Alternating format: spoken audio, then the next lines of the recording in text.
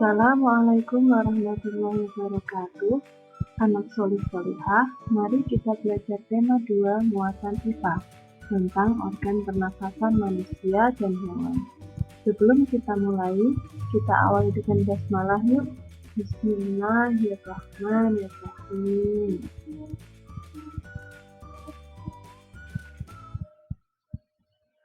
Ayo kita pelajari dulu tentang pernafasan pada hewan. Pada hewan, sistem pernafasannya berbeda-beda.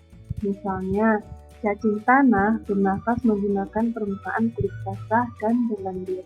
Sedangkan pada serangga bernafas menggunakan trakea, yaitu mulai dari oksigen masuk ke dalam stigma, lalu pada trakea, lalu oksigen beredar ke seluruh tubuh.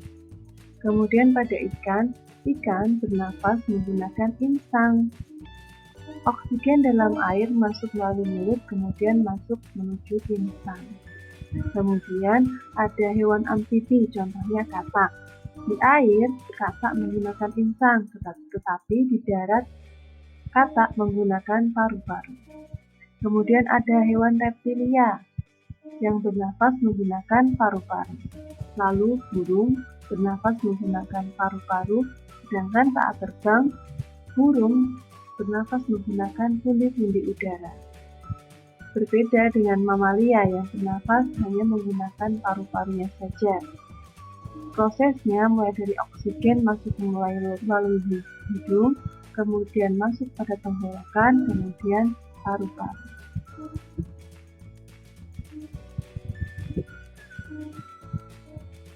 Kita lanjutkan pada alat pernafasan manusia. Alat pernafasan manusia ada rongga hidung, ada rongga mulut, laring, trakea, bronkus, tulang rusuk, bronkiolus, dan alveolus. Nah, untuk proses masuknya udara mulai dari masuk dalam tubuh melalui rongga hidung, kemudian menuju trakea, kemudian pada bronkus, kemudian menuju paru-paru, kemudian udara bertukar dari karbon dioksida dan oksigen, kemudian kembali lagi ke bronkus, lalu trakea, kemudian rongga hidung, kemudian keluar dari tubuh. Kemudian masing-masing fungsi alat pernafasan manusia itu pun berbeda, seperti hidung yang berfungsi untuk menyaring debu atau kotoran dan menyesuaikan suhu dan kelembapan udara. Kemudian trakea berfungsi sebagai penghubung antara bagian hidung dan paru-paru. Kemudian penyaringan kembali udara yang masuk dan mengantarkan udara tersebut ke paru-paru.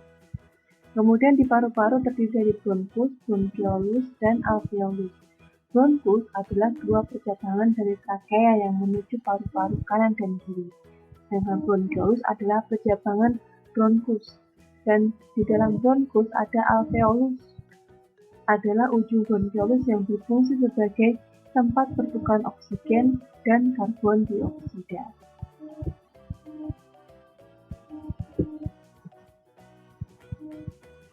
Pada proses pernafasan manusia, ada dua, yaitu proses menghirup udara dan proses menghembuskan udara. Pada proses menghirup udara, dimulai dari udara masuk melalui hidung, kemudian disaring oleh lendir dan rambut hidung, lalu paru-paru mengembang dan rongga dada membesar hingga gas oksigen diserap oleh alveolus. Sedangkan pada proses menghembuskan udara, dimulai dari paru-paru mengepis dan rongga dada kembali ke ukuran semula, kemudian udara keluar melalui saluran pernafasan dan udara yang dikeluarkan mengandung gas karbon dioksida dan uap air. Selanjutnya, otot pernafasan manusia. Pernafasan manusia dibagi menjadi dua, ada pernafasan dada dan pernafasan perut. Pada pernafasan dada, yang bekerja adalah otot antar tulang rusuk, sedangkan pada pernafasan perut, yang bekerja adalah otot diafragma.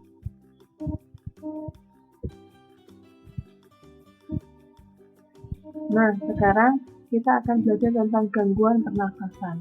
Gangguan pernafasan dibagi menjadi 3, yaitu gangguan pernafasan yang disebabkan oleh bibit penyakit, misalnya ada penyakit flu, tuberkulosis atau TB, atau ada yang miripnya dengan TBC, kemudian ada flu burung, bronkitis, dan pneumonia.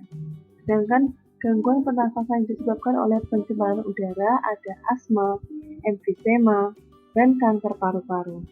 Sedangkan gangguan pernafasan yang disebabkan oleh karena gangguan fisik atau kelainan, contohnya adalah kelainan organ pernafasan yang terjadi sejak lahir.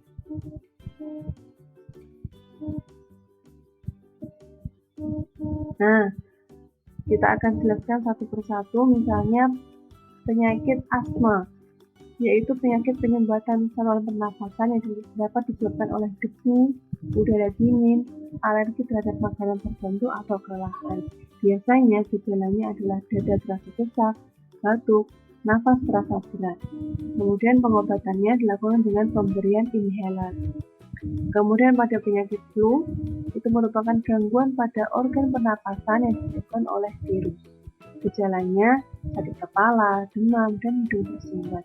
Untuk pengobatannya dengan minum obat sesuai resep dokter dan mengkonsumsi makanan yang bergizi. Selanjutnya,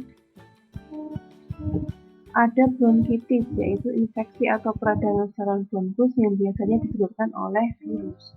Kemudian ada tonsilitis, yaitu peradangan yang terjadi pada amandel atau tonsil yang disebabkan oleh virus atau bakteri.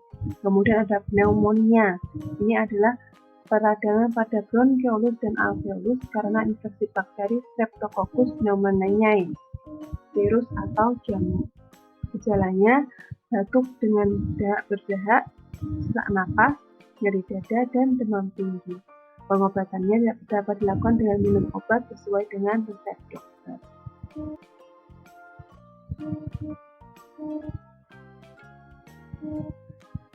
Kemudian masih ada penyakit emfisema, yaitu kerusakan jaringan di sekitar saluran bronkiolus dan alveolus. Lalu ada kanker paru-paru yang merupakan pertumbuhan sel-sel paru-paru yang tidak terkendali dan dapat menyebar luas ke seluruh tubuh. Selanjutnya ada tuberkulosis atau TB, atau ada yang menyebutnya dengan TBC, yaitu penyakit paru-paru yang ditandai dengan munculnya bintil-bintil pada dinding alveolus dan dapat menyebabkan kematian pada jaringan sekitarnya.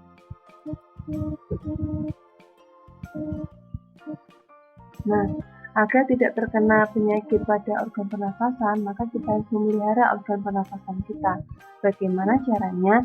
Dengan cara yang pertama, makan makanan yang sehat, tidur malam yang cukup, dan menjaga kesehatan dan kebersihan lingkungan. Nah, itu saja materi kita pada hari ini. Selamat belajar dan tetap semangat ya. Semoga ilmu yang kita pelajari hari ini bermanfaat. Terima kasih. Have a great day ahead. Wassalamualaikum warahmatullahi wabarakatuh.